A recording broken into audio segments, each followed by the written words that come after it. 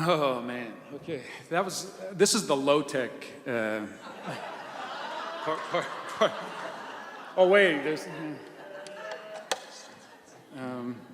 okay, so I have to tell you a little story first about this tune. I wrote it in 2001.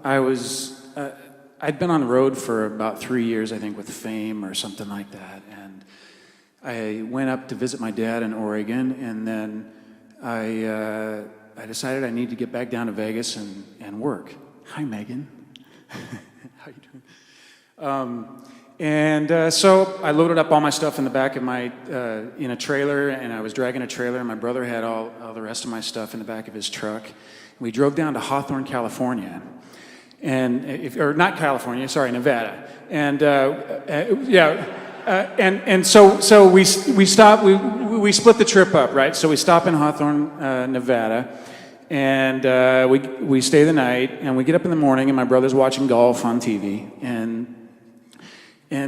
so I'm like, come on, Steve, let's get out of here. And we go out to the parking lot, and this old guy comes out and says, my God, did you see what happened? Somebody bombed New York. And so we thought, oh, what the hell is this guy talking about? So we went back inside, and we turn on the TV, and we see the planes flying into the towers. And so we're shocked and don't know really what to think, to be honest. And so we get in the cars or the trucks, and we start driving. And my brother has a TV in his truck, of course, and like a battery-operated TV. So he calls me up on the cell phone and says, Matt, you got to stop and see this. And so I get out of that. We pull over on the side of the freeway out there in the middle of the desert, way up north, and we look at the TV and we watch the towers fall. And it was the strangest thing. And so then we're just kind of numb, and we drive down. I bought a condo in the north part of the town, and it was completely empty. And so we get to the condo, and we load all my stuff into the condo. And what my stuff was basically my bed, an old couch that was my brother's, my TV, all my horns, some recording equipment, and a few forks and a knife and a spoon or something, and my favorite glass. And we sat on the couch, and we turned on the TV, and we watched the news for about 6 hours. And then finally my brother just said, we were going to go down and hang out on the Strip and do all that stuff that would be fun for my brother because he hadn't been down here that many times. And he just looked at me and said, I'm going to go home. And so he got in his truck, and he took off, and he went home.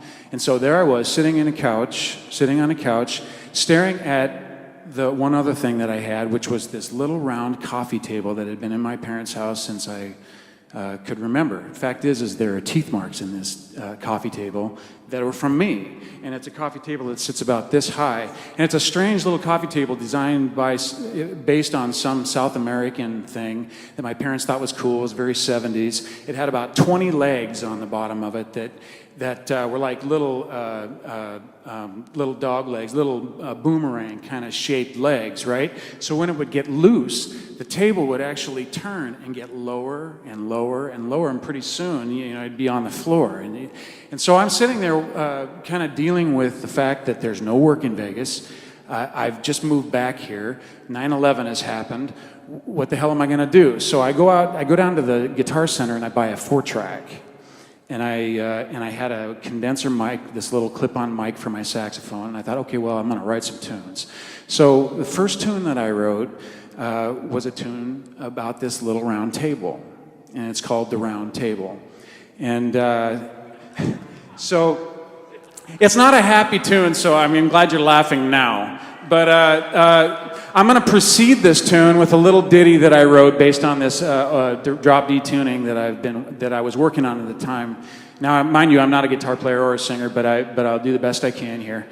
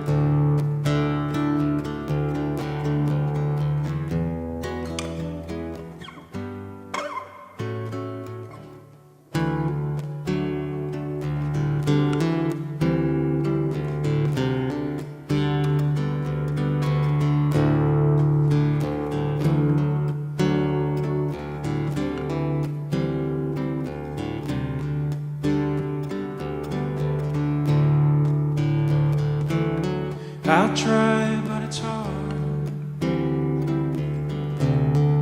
to balance what's on the table. Seems it's lost another leg. I'll fix it if I'm able.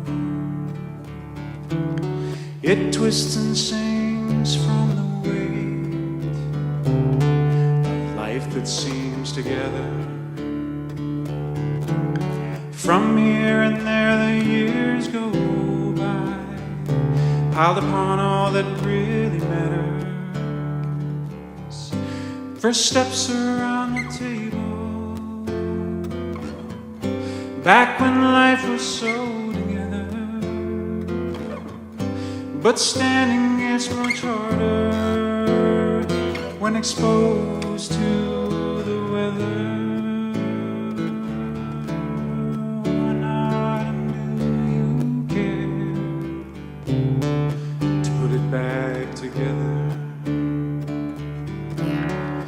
Coax the life back into it, like oil into old leather.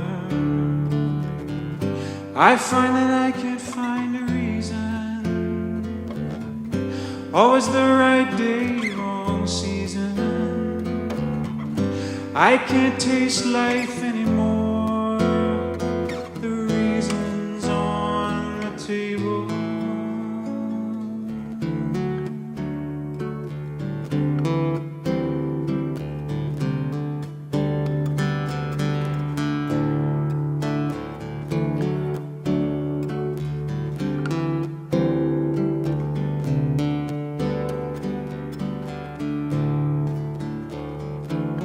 I'll try, but it's hard to balance what's on the table. Seems it's lost another leg. I'll fix it if I'm able. Mend the legs and send smooth the questions if I'm able. The pattern, the grain, and the groove. I love this old table. First steps around the table,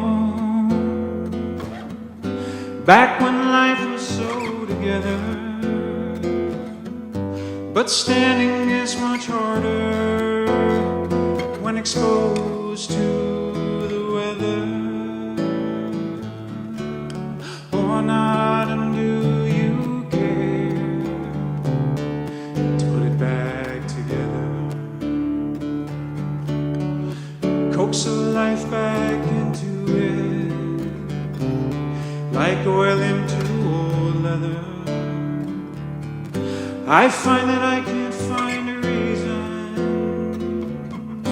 always the right day, wrong season.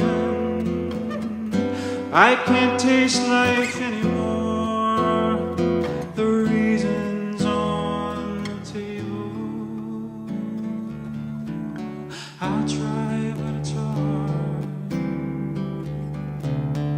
to balance what's on the table. The pattern, the pain, and the moods. I love this old table.